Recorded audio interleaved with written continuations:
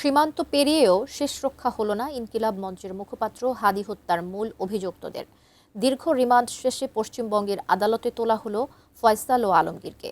তবে কাঠগড়ায় দাঁড়ানোর আগে নিজেকে নির্দোষ দাবি করে রহস্য আরও উস্কে দিয়েছেন প্রধান অভিযুক্ত ফয়সাল। ঠিক কি ঘটেছিল আদালতে, বিস্তারিত সাদিয়া সিদ্দিকার রিপোর্টে।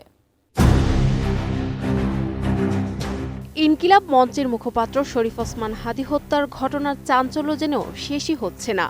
একের পর এক তথ্য বেরিয়ে আসতেই এবার সৃষ্টি হলো নতুন এক চাঞ্চল্য।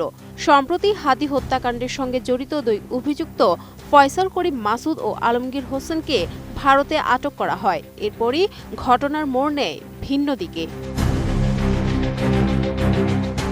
চাঞ্চল্যকর এই হত্যাকাণ্ডের পর ভারতে পালিয়ে যান ওই দুই অভিযুক্ত।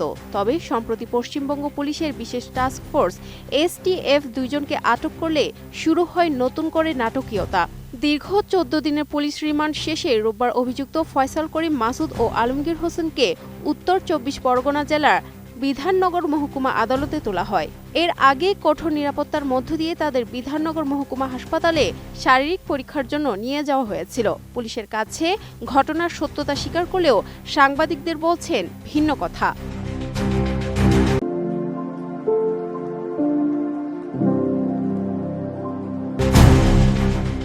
জানা যায়, আদালতের বারান্দায় সাংবাদিকদের মুখোমুখি হয়ে নিজেকে নির্দোষ দাবি করেন 37 বছর বয়সী ফয়সাল। হাদি হত্যার বিষয়ে প্রশ্ন করা হলে তিনি সাফ জানিয়ে দেন তিনি এই কাজ করেননি এবং এ ধরনের কোনো কর্মকাণ্ডে তিনি ছিলেন না।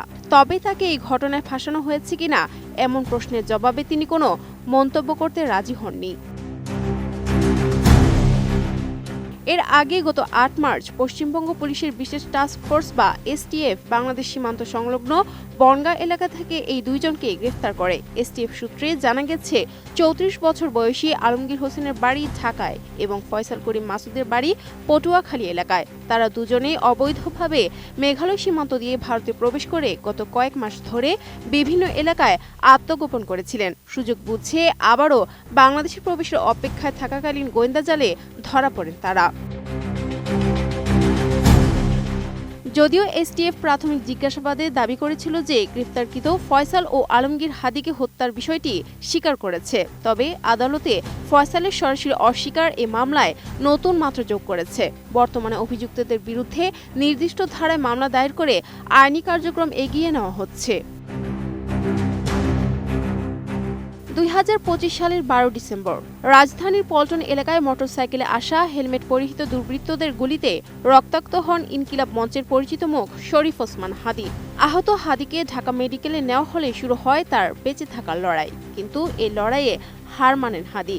18 ডিসেম্বর বাংলাদেশ সময় রাত 9:30টায় সিঙ্গাপুরে চিকিৎসাধীন অবস্থায় মৃত্যুর কোলে ঢলে পড়েন তিনি।